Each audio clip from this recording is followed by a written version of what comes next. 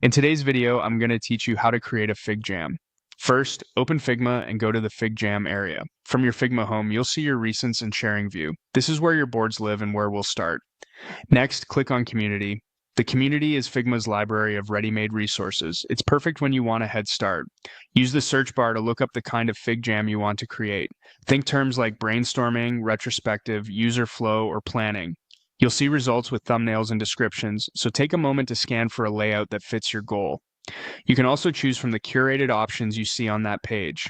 Browse categories and collections to quickly find popular or recommended FigJam templates.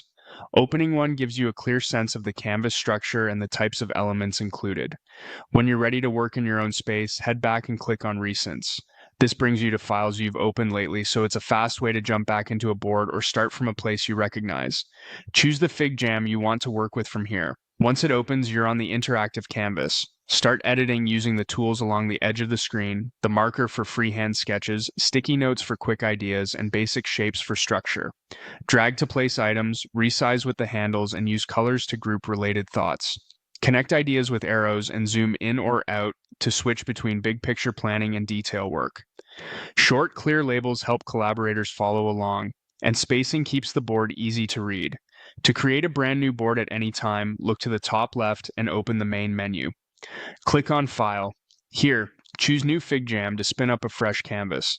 If you've got content somewhere else, you can also use Import to bring compatible files into FigJam, so everything lives in one place. That's the full flow. Explore the community for inspiration, search or browse to find a template, return to Recents to manage your files, choose the board you want, then use FigJam's marker, sticky notes, and shapes to bring your ideas to life.